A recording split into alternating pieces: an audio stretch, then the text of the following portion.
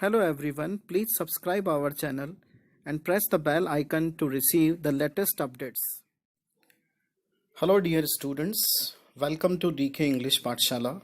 Today we are going to discuss an important lesson of class 11th English core, and the name of the lesson is Discovering Tut. The saga continues, though this saga does not continue now. It has already been sold, and here in this lesson we will be talking about a mystery related to the King Tut, but this particular mystery has been sold. Lesson का जो title है discovering टट the saga continues, ये saga अब continue नहीं है, ये saga अब सॉल्व कर लिया गया है. Saga means story. ये जो सीक्रेट था द किंग टट का, दैट हैज़ बीन सोल्ड, उसे अब सॉल्व कर लिया गया है.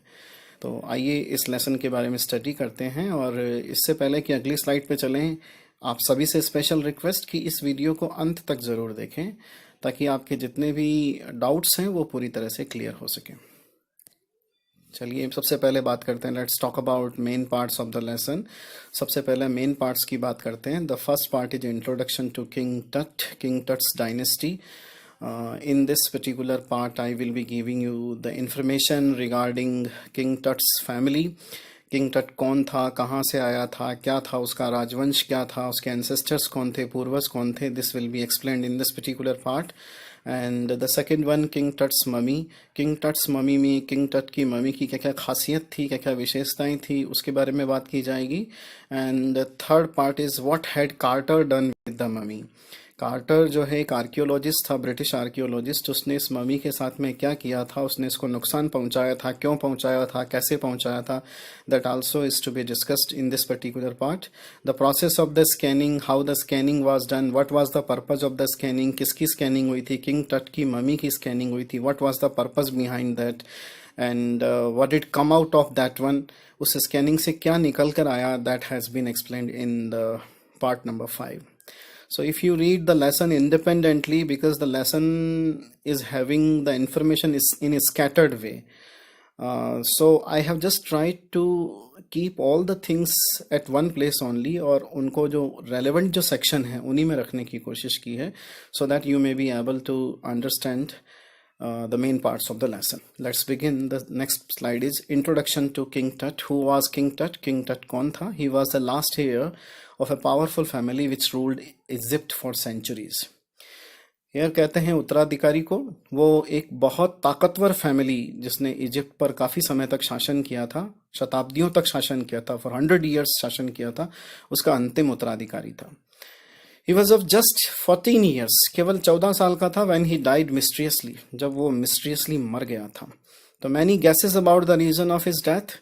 लोगों ने अलग अलग अपने स्पेकुलेशंस और गैसेस लगाए कि क्यों मरा होगा, कैसे मरा होगा. तो बस most of the people think murder being the most probable reason, लेकिन अधिकतर लोग सबसे ज़्यादा जिस कारण को रिस्पॉन्सिबल मानते हैं उसकी डेथ के लिए वो था मर्डर.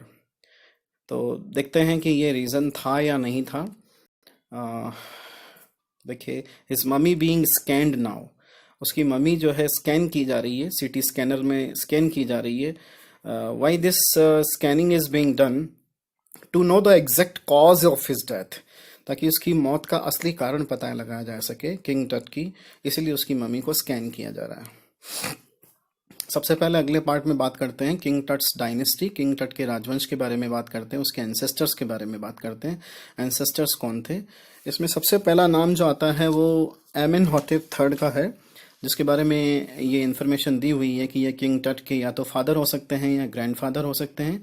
इसके बाद एमेनहॉटेप फोर्थ का नाम आता है, जिसने अपना नाम बाद में अखेनेटन कर लिया था.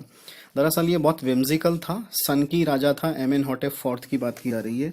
इसने क्या किया था कि अपने से जो पहले वाली जो गॉड थे जिसको लोग मानते थे, एम्यून गॉड का नाम था, उनके सारे मंदिरों को ढा दिया था और अपना नाम भी अखेनेटन कर लिया था, और एटन नाम के एक देवता थे उनका वो पुजारी बन गया था. तो काफ़ी विम्जिकल था ये, काफ़ी सनकी था. इसके बाद में स्मैन खखारे एक और मिस्ट्रियस रूलर आया था, विच हैज़ नो हिस्ट्री. उसके बारे में कोई एविडेंस नहीं है कि कौन था, कहाँ से आया था, but only the name has been mention, केवल नाम मेंशन किया गया. फिर आता है किंग टट का नाम. जिसका नाम पहले टूटनखातन था, और टूटनखातन फिर वो उसने अपना नाम टूटनखामुन रख लिया था इसके बाद में। यानी जो एम्यून गॉड की जो इमेजेस को डिस्ट्रॉय किया गया था एमेनहॉटेप फोर्थ द्वारा, उन सबको किंग टट ने वापस रीस्टोर कर दिया। तो इस तरह से किंग टट का जो है एक जो एंसेस्टर ट्री है वो यहाँ पर क्रिएट हुआ है। King Tut's mummy. अब किंग टट की जो ममी मिली है वो किस हालत में मिली है, what are the things connected with that, और कौन कौन सी चीज़ें, what things are discovered with the mummy. King Tut's mummy ready to be scanned. It was to be scanned under the CT scanner. इसे सीटी स्कैनर में donate किया जाना scan किया जाना था, और ये सीटी स्कैनर डोनेट किया था नेशनल जियोग्राफिक सोसाइटी और सीमेंस, जो एक इलेक्ट्रॉनिक कंपनी है, उन्होंने इसको डोनेट किया था। और the process was being done by after 3300 years of his death. ये बाय यहाँ पर थोड़ा सा ज़्यादा लिख दिया गया है, this is not required here. This process was being done. ये प्रोसेस लगभग उसकी मौत के 3300 साल बाद हो रही है, तो सिर्फ इसीलिए हो रही है कि to know the exact cause of his death, कि उसकी डेथ का क्या कारण था। His grave was a rock cut tomb. Tourist went some 26 feet underground to pray for the king.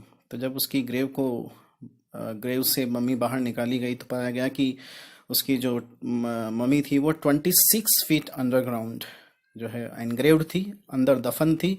और लोग जो है, जो टूरिस्ट उसकी टूम को विजिट करने आए थे, वो वहाँ पर प्रार्थना करने के लिए नीचे उतरे। Some strange things happen. कुछ अजीब अजीब सी चीज़ें होने लगी। ये सब तब हो रहा था जब किंग टट की मम्मी को स्कैनिंग के लिए निकाला जा रहा था। तो it was a worldwide news, and people from various parts of the world collected there, gathered there to see what was happening. बहुत सारे लोग वहाँ पर आए थे। तो ऐसे ही कुछ टूरिस्ट नीचे ग्रेव में नीचे गए थे, और वहाँ जाकर उन्होंने किंग टट की जो पूरी उसकी जो ये ममी थी उसका वहाँ पर पूरा डिस्क्रिप्शन या विजिट किया। Dark clouds came in the desert sky. उसी समय कुछ स्ट्रेंज चीज़ें हुई, डार्क क्लाउड्स आ गए स्काई में। Suddenly the weather changed again but for beautiful stars in the sky.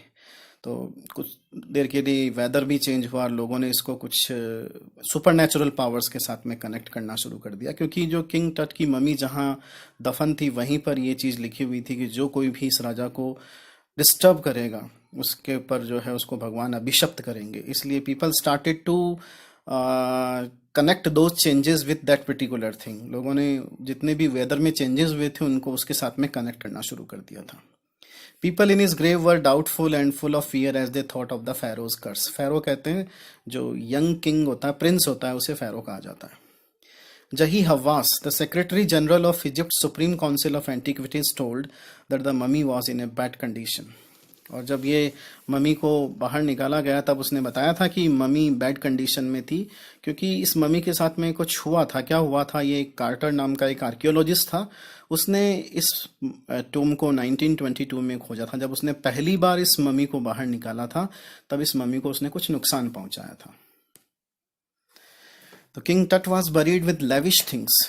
तो जब मम्मी की स्टडी की जा रही थी, मम्मी को बाहर निकाला जा रहा था, तो उसमें बहुत सारी चीज़ें ये भी सामने आई कि यहाँ कुछ लेविश थिंग्स, मतलब कुछ लग्जूरियस थिंग्स भी उसके साथ में दफन थी, जैसे ग्लिटरिंग गुड्स, चमकती हुई वस्तुएं, precious collars, inlaid necklaces, bracelet, ring, amulets, ये सब सोने के बने हुए थे।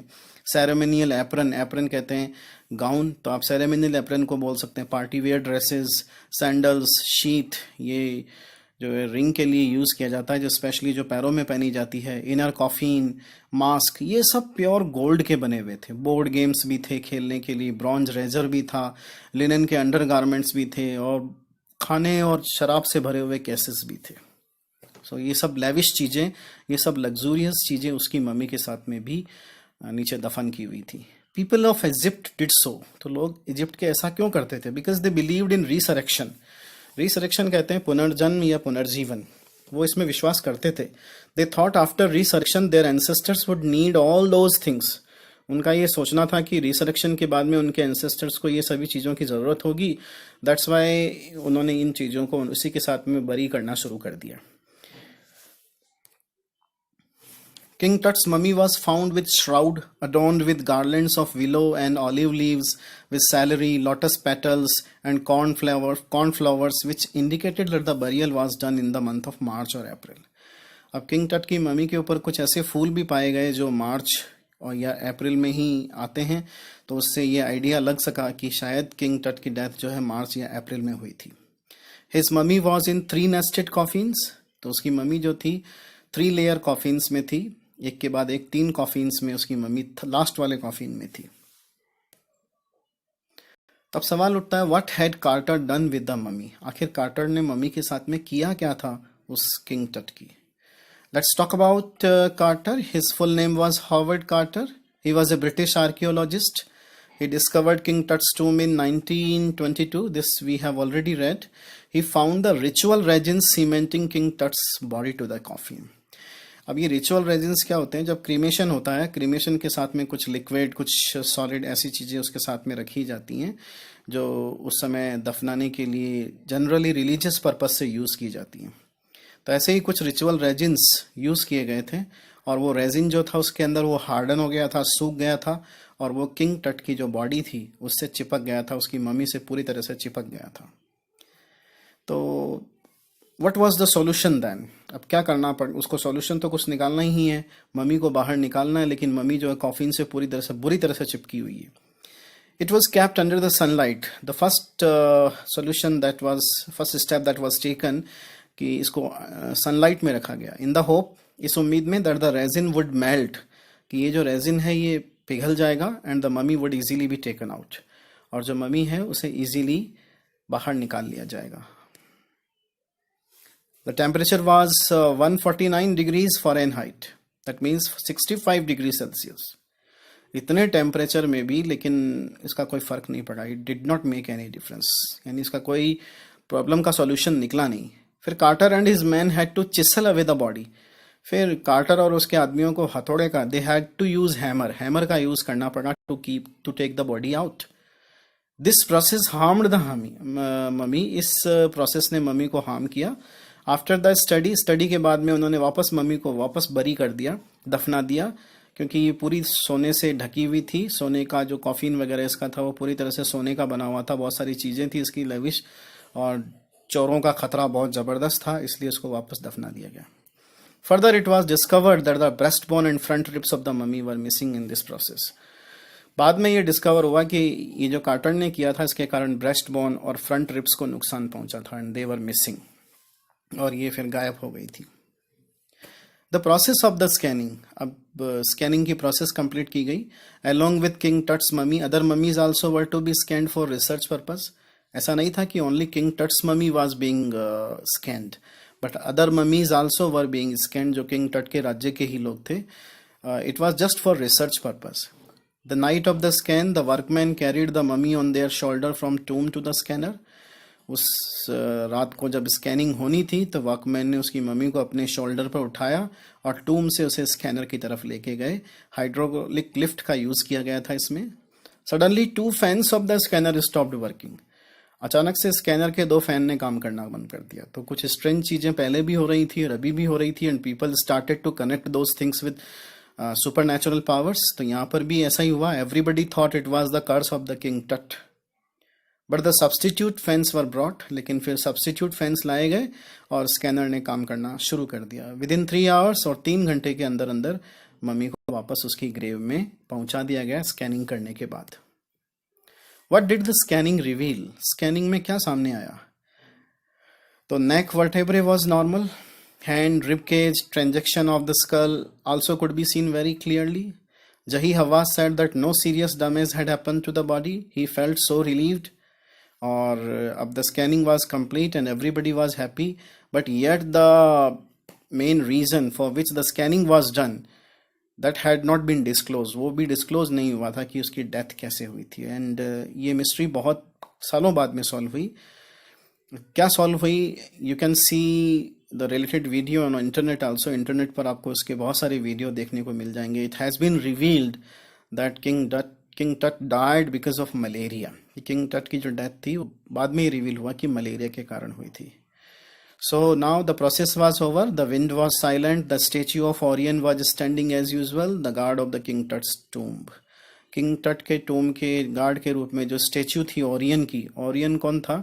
आफ्टर जो डेथ, जैसे हमारे हमारे यहाँ यमराज देवता होते हैं, उसी प्रकार से इजिप्शियंस का ये ओरियन जो है ये वहाँ का देवता है, after death God. So the mystery has been solved now. It has been revealed that the King Tut died because of malaria.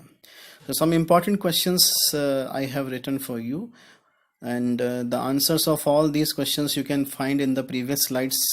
Who was King Tut? Why was his mummy being scanned? Who was Howard Carter? When did he discover King Tut's tomb? Why had Carter to chisel away King Tut's mummy? What things were kept with King Tut's tomb? What was the reason behind that? What do you know about King Tut's dynasty? How has the archaeology changed with time? This is the question which we need to discuss, कि archaeology में क्या क्या change आए हैं time के साथ में. तो previously the archaeology was only worried about the treasure. Previously जो आर्कियोलॉजी जो थी वो केवल जो पुराने समय का जो खजाना था, संपत्ति उसके बारे में ही वरिड थी, या लोगों के कल्चर को समझने के बारे में वरिड थी. लेकिन फिर धीरे धीरे इसमें कुछ चेंजेस आए हैं. अब इसको साइंस से भी कनेक्ट करना शुरू कर दिया गया है. आर्कियोलॉजी में भी अब साइंस का मिक्सचर हो चुका है, और फॉरेंसिक साइंस को भी इसके साथ में इंटीग्रेट कर दिया गया है. सो फॉरेंसिक जो जितने भी इंस्ट्रूमेंट्स हैं उनका भी यूज़ किया जाता है ये पता लगाने के लिए कि उस समय के लोगों की फिजिकल स्ट्रक्चर कैसी थी. एना जो मोटिकल है, और जो जिस तरीके से पूरी तरीके से जैवीय तरीके से पूरा स्टडी करने की कोशिश की जाती है कि इसमें क्या क्या चेंजेस आए हैं. So what did the scanning reveal about king Tut? King Tut की जो स्कैनिंग हुई उसमें क्या क्या रिजल्ट सामने आए, that also you can write. It also has been expressed in that slide. Thank you very much for watching. Like and share the video, and please subscribe my channel DK English Pathshala. Thank you again.